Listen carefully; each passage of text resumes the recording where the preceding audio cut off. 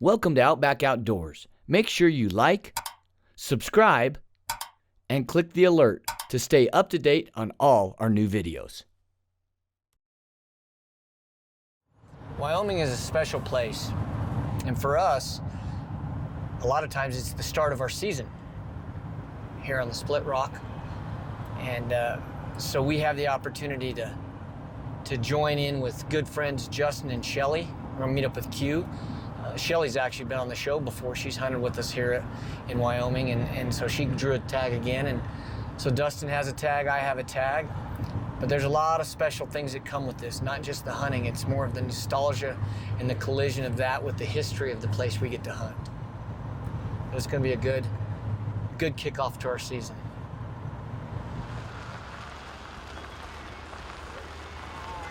We are here. I hope that dog doesn't bite me.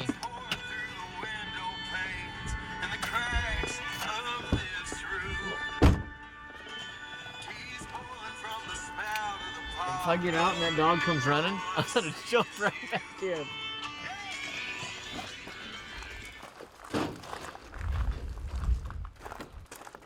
Yosemite sand.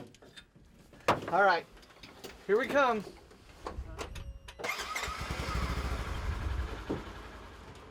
Let's put this down so you can get up in there, little buddy. Oh, okay. I'm Yeti. I'm Yeti. Where we go? We're going inside because we got a trip. Yeah. Go hard.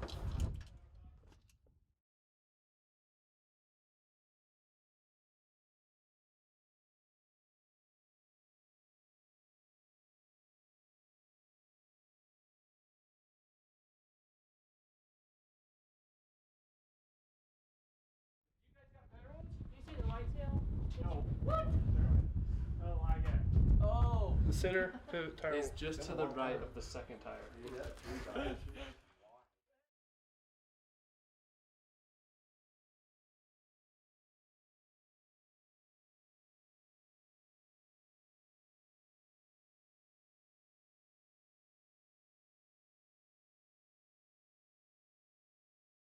The cool part about this ranch, I mean, it's been around for years and years and years. It was originally owned by a guy named Doc Baker, who was a huge cattle operation ranch, and then he sold the ranch to Dallas Horton, close friend or close guy to all of us in Colorado from CSU. It was a professor there, really known well for making a lot of the pharmaceuticals in the cattle industry. Did very, very well, and then there's been a lot of different things that have happened since then, but you've got the Oregon, the Mormon, the California, the Pony Express Trail that all run right through the middle of the ranch. So you can go clear back to the early days of settlers and immigrants coming through this country and traveling to Salt Lake City with hand carts and things and walk right down those same paths that they did, carrying rawhide hand carts through this country, to the Pony Express. We've stopped at the Pony Express stations in a couple of different places and filmed different things over the years. And then, of course, we get the Mecca part of the hunting side of it. And we do all the farming on the ranch as well, so 640 acres of alfalfa through 4 different pivots that we manage and take care of and produce around 2,500 tons of hay off of it a year. And this is a unique ecosystem, at least from what I have seen over the years. You have Green Mountain, phenomenal elk hunting across the highway. How far is Green Mountain from here? 16 altogether. To the top of Green Mountain would be 16 miles from the lodge. And then you've got, of course, the Split Rock and all that, the whole rock mountains. Rattlesnake Rock Mountains. Yeah, it's amazing. And then Sage. It's like 3 different, maybe even 4, because you have the river bottom, you have the whitetails of the river bottom. All these ecosystems collide in one spot. And that's what ends up being the coolest thing about this place, is because we have all of those different things meet in one area right here. And so the ranch is a 220,000 acre ranch. We focus on 19,000 of it. Is where we spend the majority of our time. And that's because 12 miles of the Sweetwater River, your rocks, your sage, your agriculture ground. You have 640 acres of alfalfa that makes up the only real ag source food plot system, whatever you want to call it, within 70 miles. You know, one of the things that we've tried to do for years on our side is promote and show what the American Serengeti really is. Right. And this place has it. It's the home on the range. It's you think about it, that's where the song was written about, it sounds like, because of what all's here. But it gets to be a really tough picture to try to portray to everyone because there is so many animals. I mean, we literally, by the time rifle season rolls around in October, we're going to see 600 antelope. We'll see 200 head of mule deer, 200 whitetail, and 200 elk a day. Yeah. Wow. If not more.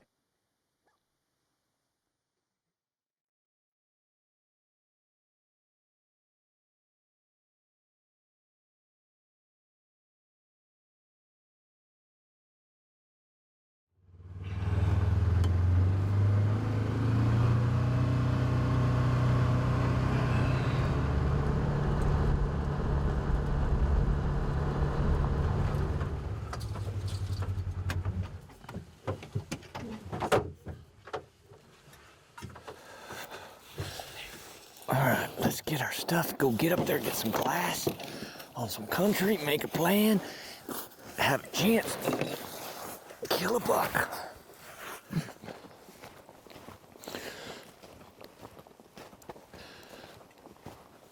Bunch of does.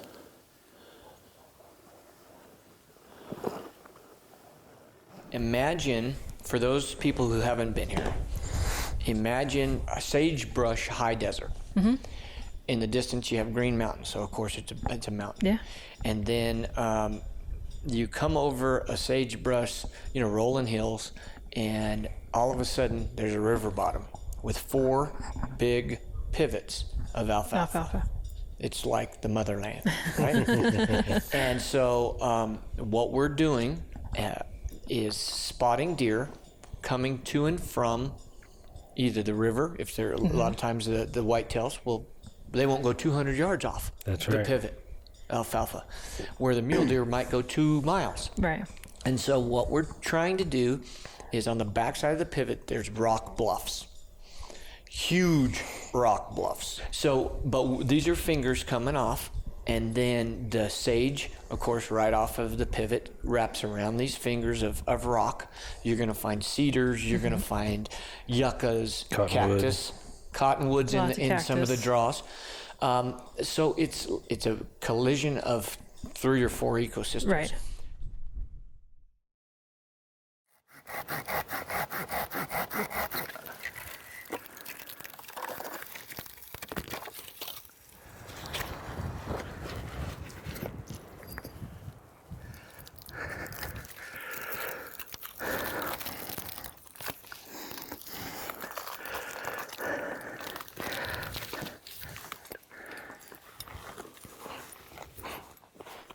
Q let us know, hey, you've got 2 good mule deer bucks that had come into the field.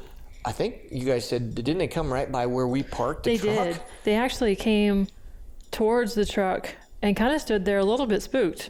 They didn't blow out or do anything.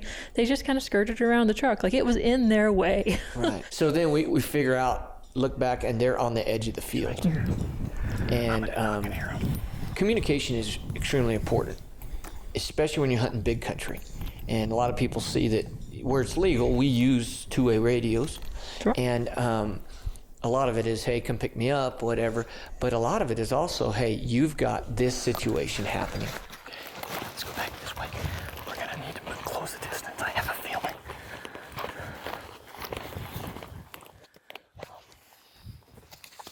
I'm going to see if I can get a little bit further into this.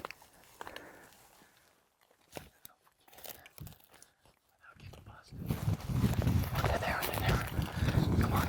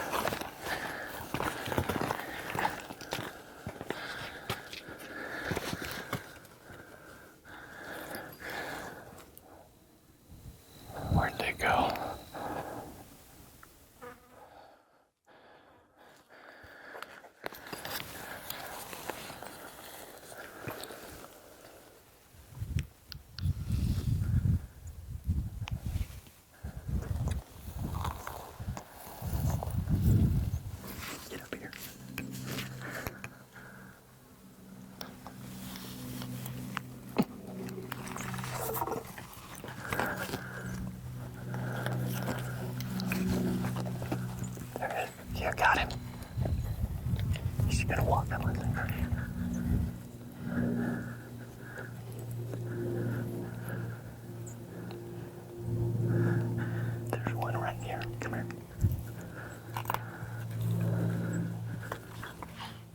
Dang it.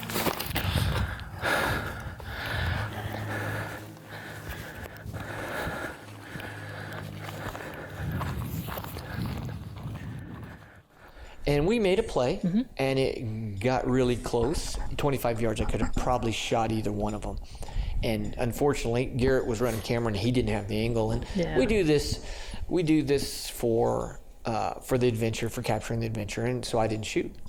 They weren't having a whole lot more of that, Yeah. and they moved off. Yeah, then they came to see us, which we got set up the way that we were set up for the whitetail, because that was pretty much the only way they could come through those rocks. And Justin moved. I was sitting there basically with my back to them, but a big rock between them and us, so they couldn't see me at all. And they came right up the path that those whitetail did.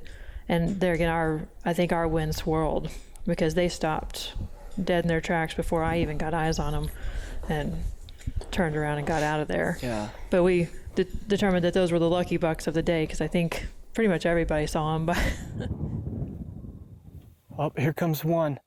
Here comes the big one.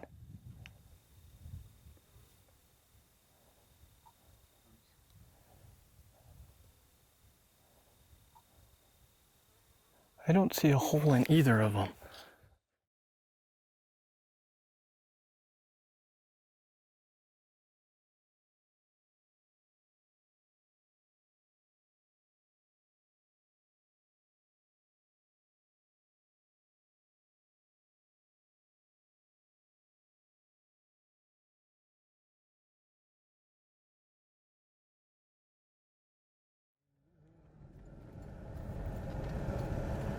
This ought to be good. Tonight is what we like to refer to as an ambush night. And with ambush night, we're setting ourselves up we know the pattern of where these animals come into feed. And ideally just all natural. I've got a little hooey man saw. We're gonna cut ourselves out kind of a hidey hole in a cedar. And then, but we are also gonna plan on being, if we have to, stay mobile, because we're not exactly sure the exact point that these animals come out. And we'll be surrounded by some really tall sage, so we should be able to move laterally. And we have the wind, well, really good for this type of a play. So we'll see what happens.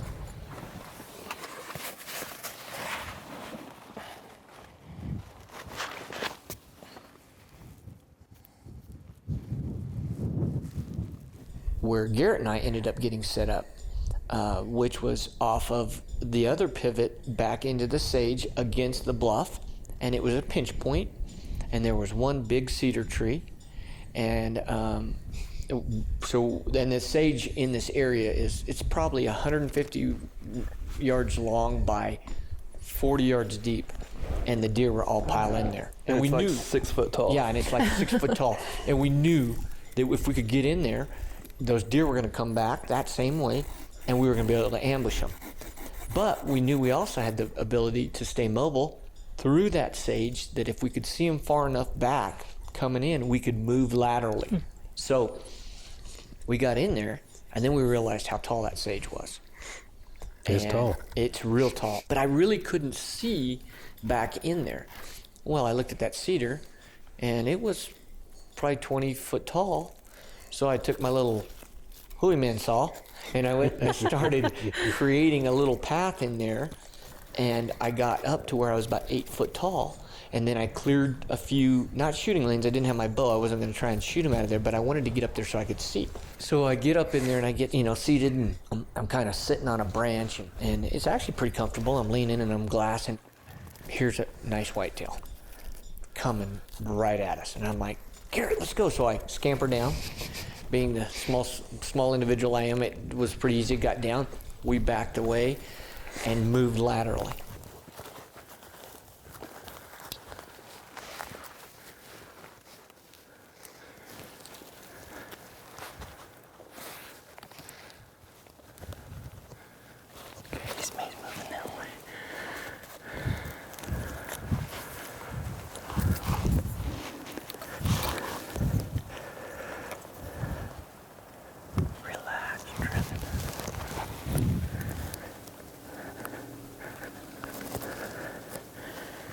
But the whitetail came through, and it was 75 yards. And it was walking. It was pretty intent on getting out to that alfalfa. And so I didn't even come to full draw. I just ranged, and it's too far, and we backed back up, and so we let it go on into the field. Darn it, that was fun. That was fun. He's just too far. Let's get back in there and get set up. I think we can do that again. I think we are gonna get better every time we do it. Yesterday afternoon, we sat up on the rocks where the deer were coming through back into the pivots, and we figured there were, 5, 8, or 9 bucks that probably were going to pass through there. And we pretty much immediately had deer in the sage behind us, so we were pretty excited that those deer might come up and over the rocks like they were supposed to. And nobody, not a lot of activity that early in the day, but they were up and around, and they'd lay down, and so we watched them for a while. And there was some activity in the pivot that spooked a group of whitetail, and I kind of expected them to come up, so I stepped down a little ways behind a big rock, and luckily I caught movement and froze and just kind of looked down. About the time the first whitetail buck pops up from behind the rock at 10 yards maybe, and all 5 of those whitetail walked right past me at no less than 6 yards, just filed right past. Justin was up on the rock. It was just perfect. He was filming, and he was watching those deer file out. Well, he stopped that big buck just too soon. And I sat there at full draw, and as soon as that deer got a little antsy after being stopped, he turned and didn't really bust out of there, but when he turned, he was straight away from me. So you had no shot? I had no shot.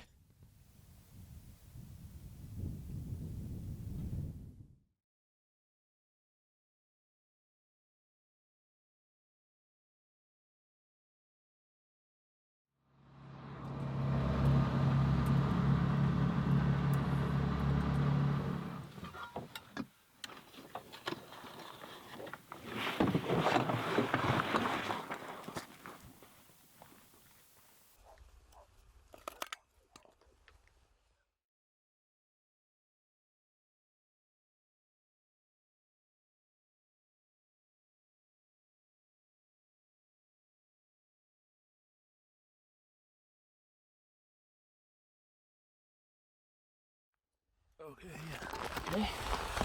Where am I looking now? Down by the third. Are they in the alfalfa?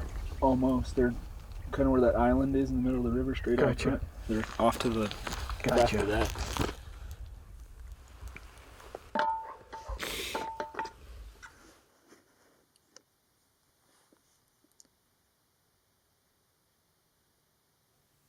Where's my big 3-point? Is he to the left? There's one bonus, but it's there. Oh, I got him now. Okay, yeah, he just moved a little bit. Okay.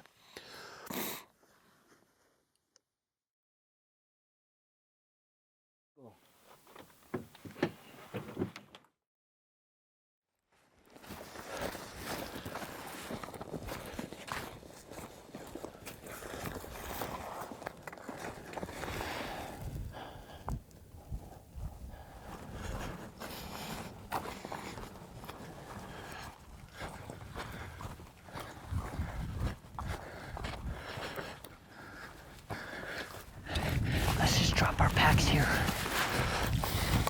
and we'll come back and get them.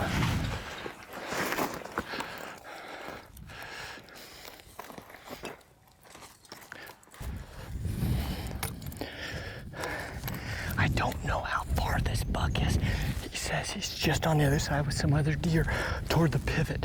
So we're gonna use the rise to hide us. Let's get up there and see if I can get eyes on him.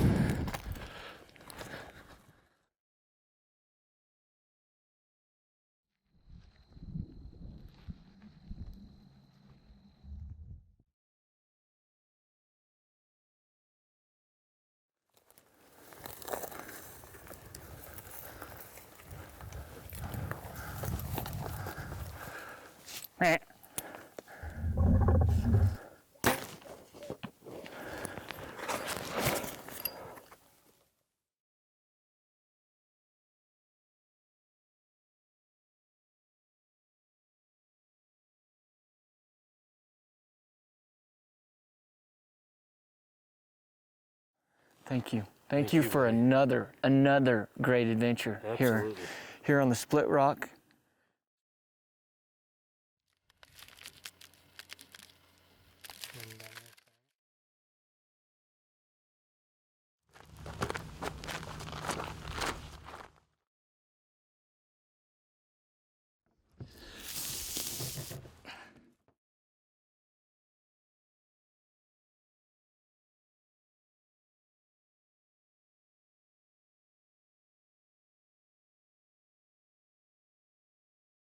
Thanks for watching Outback Outdoors. We encourage you to comment below, and as always, like, subscribe, and click the alert to stay up to date on all our new videos.